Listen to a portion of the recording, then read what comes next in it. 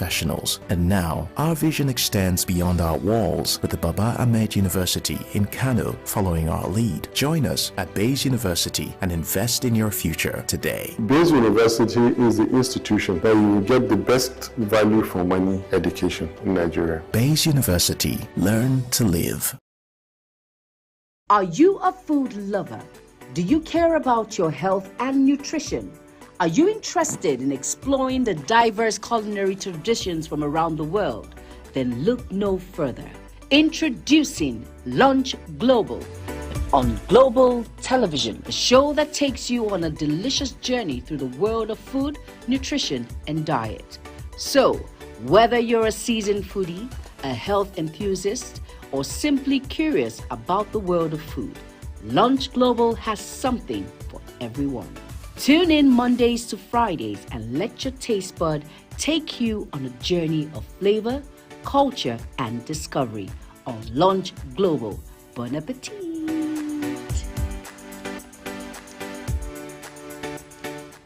Time check.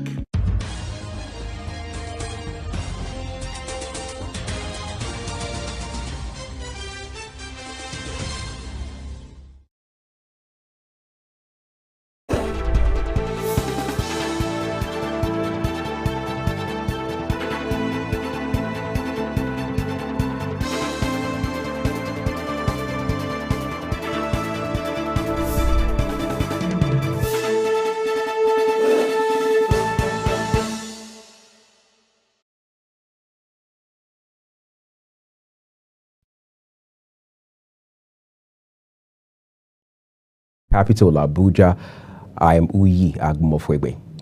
President Bola Tinubu has been re-elected for another one-year tenure as chairman of the Economic Community of West African States, ECOWAS Authority of Heads of State and Government. Tinubu, whose first tenure is to elapse on July 9, 2024, was elected by unanimous decision by fellow heads of government of the 65th Ordinary Session of the Authority held at the State House in Abuja. In his acceptance speech, the president said he has accepted to continue to serve the continent's interests and build democratic values on the structure he had inherited. The president, who was first elected chairman of the authority at the 63rd Ordinary Session of the Regional Bloc held last July in Bissau, the capital of Guinea-Bissau. And now to some more domestic issues. Nigeria's First Lady, Senator Oluremi Tinubu, has charged women to take the lead in the food security campaign, emphasizing the importance of individual contributions to efforts aimed at addressing food insufficiency. Fatime Umar now brings us details. Nigeria's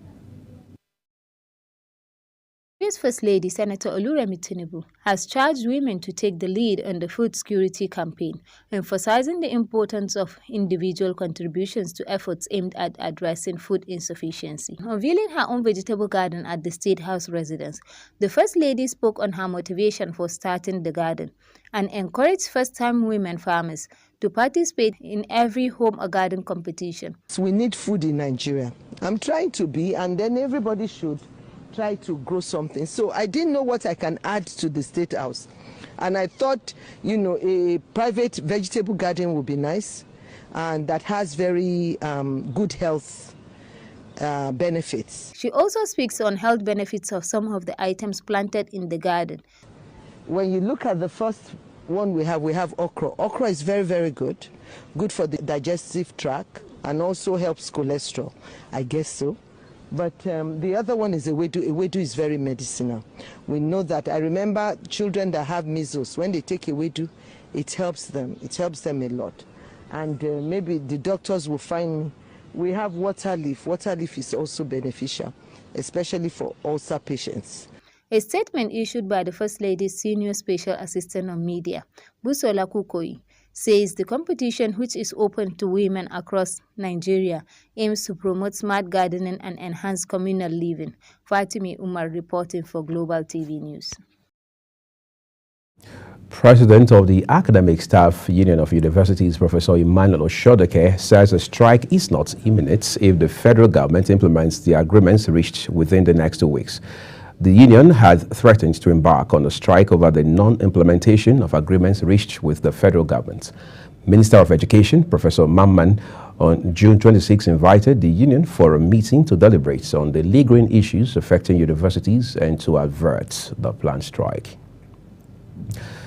The Nigeria Security and Civil Defense Corps, NSCDC, Anambra State Command, says it has deployed personnel across the state to protect critical national and state assets as part of efforts to prevent a breakdown of law and order. Anambra State Commandant of the Corps, Maku Olatunde, stated this in Awka, the state capital, while monitoring the deployment of personnel for its renewed launch operations to encourage economic and commercial activities, as well as combat the effects of Monday's sit-at-home.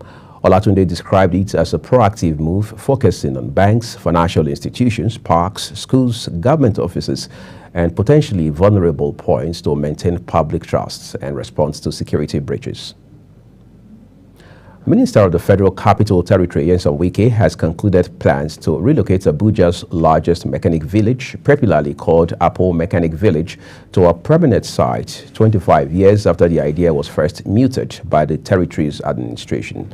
Wike also dismissed speculations that the administration had given a deadline for occupants of Mechanic Village to move out or risk demolition, insisting there was no such directive. The minister also warned officials against nepotism in the allocation of shops. The Federal High Court sitting in Lagos has ordered a former Minister of Humanitarian Affairs, Disasters Management and Social Development, Sadiya Umar Farouk, to account for payments of 729 billion naira to 24.3 million poor Nigerians for 6 months. The court also ordered the former minister to provide the list and details of the beneficiaries who received the payments, the number of states covered, and payments per state. Let's take you back to Lagos now, where the government says it needs over 2.1 trillion naira for the protection of 42-kilometer stretch coastline, requiring about 105 groins. State Commissioner for Waterfront Infrastructure Development, Yakub Alebiosu, stated this while hosting a business delegation from the Netherlands led by Consul General Michel Dillon at the ministry. Alebiosu, however, expressed optimism over the partnership between the state government and the Kingdom of the Netherlands in coastal zone management. The visit was a continuation of earlier discussions which focused on potential collaborations in managing the Lagos coastline. The meeting explored opportunities for cooperation in water management, coastal protection, and sustainable development. The Nigerian Education Loan Fund has announced that students enrolled in 36 state-owned tertiary institutions can apply for student loans starting Sunday, July 7, 2024.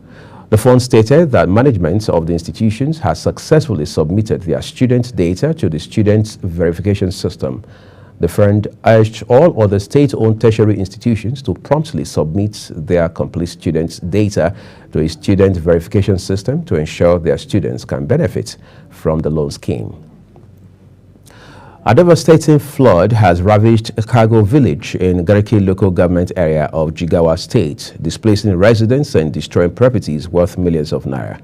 Residents of the village who said they were caught unawares by the heavy rain say the flood also contaminated their sources of water, adding that many residents were forced to seek shelter at nearby hospitals and schools. The cargo village head, Ali Mensara, described the situation as serious, saying many residents had lost their livelihoods.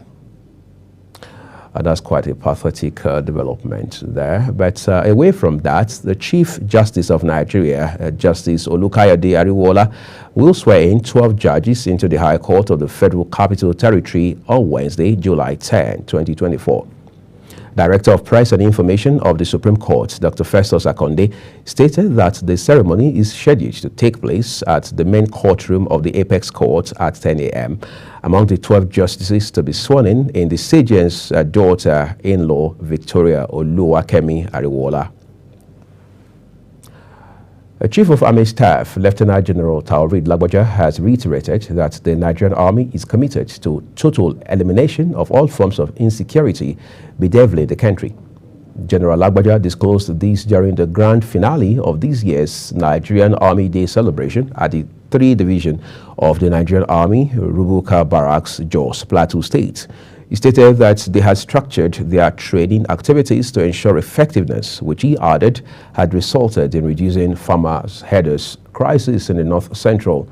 Lagbaja further said troops are currently deployed in all states of the Federation to contain different violent armed groups threatening the peace of law-abiding Nigerians, explaining that their operations are being conducted within the civil space, giving rise to more frequent interactions with civilians. You're watching Midday News coming to you live from Nigeria's capital, Abuja. We're on Star Times, channel 276. Kindly follow us on all social media platforms using our global TVNG and other handles as you now see on your screen. When the news returns, fuel scarcity looms as depots raise petrol price to 720 naira per litre. We'll tell you more about this when we return from those breaks. Do stay with us, everyone.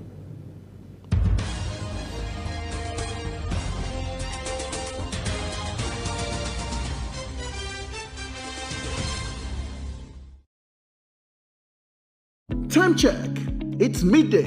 Then it's Midday Discourse. Midday Discourse is a program that covers trending local and international news, current issues, and human-related topics. Join Samuel Odi weekdays 1 p.m. on Global Television. The discussion starts here. It's time for sports' biggest moments on global television. The headlines, scores, breaking news, and commentaries on sporty events. Talking with the biggest players, strikers, and about the slam dunks and goals, stunning saves, near misses, and upsets. Let's talk about the greatest home runs, comebacks, knockdowns, and victories. Talk sports with the king of sports, Anthony Momodu. Weekdays, 10 a.m. Don't miss out.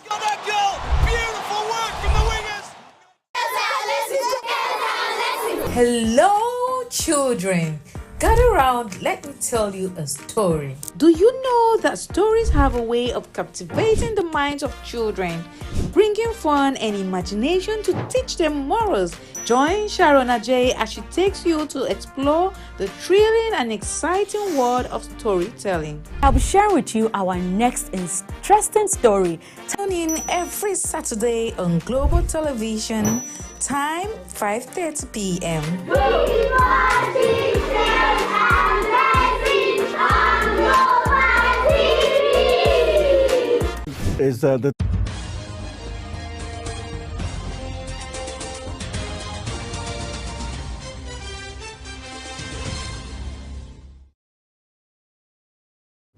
This is Global Television bringing you live broadcast of Midday News with Sui Agumofwebe. Thank you so very much for your time with us. On the foreign scene, the United States troops have withdrawn from their base in Niger's capital of Niamey and will fully depart from Agadez in the north before a September 15 deadline set by the country's military rulers. Nigeria's military leaders had scrapped a military cooperation deal with Washington in March after seizing power in the July 2023 coup. The U.S. had around 650 soldiers in Niger as part of anti-jihadist missions in several Sahel nations of West Africa, including a major drone base near Agadez. Away from Africa, Europe's stock market slid in opening deals as investors fretted over French political uncertainty following snap elections in which a hung parliament appeared the likeliest outcome. In the Eurozone, the Paris CAC 40 benchmark stocks index sank 0.4%, and Frankfurt's DAX shared 0.1%, while London's FTSE 100 index was down 0.3% in value. In the meantime, the euro stumbled against the dollar and pound sterling. Chinese President Xi Jinping has told Hungarian Prime Minister Viktor Orban that what powers should help Russia and Ukraine restart direct negotiations during a visit to Beijing, branded a peaceful mission by the European leader. Orban's trip to China comes a day before NATO is due to hold a summit to mark its 75th anniversary, with setbacks in Ukraine set to dominate discussions. It follows surprise visits by the Hungarian premier to Russia and Ukraine in the past week. In business, fuel scarcity is gradually surfacing in Abuja and other parts of the country as private depot owners hiked the ex-depot prices of petrol from 630 naira to 720 naira per litre. This came as fuel scarcity deepened in Abuja and the adjoining states, with some filling stations dispensing PMS for as high as 900 naira per litre. National Vice President of the Independent Petroleum Marketers Association of Nigeria, Ahmed Fashola, said many filling stations did not open for business because they had no fuel in their tanks. The Federal Ministry of Finance has introduced new regulations that include significant tax exemptions for games, reality show winnings aimed at promoting entrepreneurship, academics, technology, and scientific innovation. These exemptions, effective from October 1, 2024, apply to winnings from games of chance and reality shows specifically designed to foster these areas, according to a copy of the document. Under the new regulations, winnings from such activities are exempt from the deduction of tax at source. The Minister and Coordinating Minister of Economy, Debayo Wale Edu, announced these exemptions as part of a broader effort to stimulate innovation and academic excellence in the country. Minister of Industry, Trade and Investment, Dr. Doris Uzoka Anite, says the Informal Sector Economy Report 2024 has indicated that businesses in the informal markets contributed over half of Nigeria's gross domestic product (GDP). She said this when she inaugurated the report in Abuja, noting that registered businesses include street vendors, artisans, and service providers. As part of efforts to boost electricity supply to states, Ekiti State Government has approved over 800 million for the execution of various projects for power generation. The State Commissioner for Information, Taiwo Oluwatubosun, said the approval was given during the State Executive Council meeting. He noted that this, while briefing newsmen on the outcome of the meeting, and the move was part of government's efforts to tackle the problem of epileptic supply of electricity in the states and connecting new areas to the national grid. And that's it on the Midday News, and it came to you live from Nigeria's capital, Abuja, on Global Television. I'm Uyi Agumofwebe saying thank you for watching, and do remember to follow us across all our social media platforms using our Global TV NG and other handles as you now see on your screen. We'll see you again.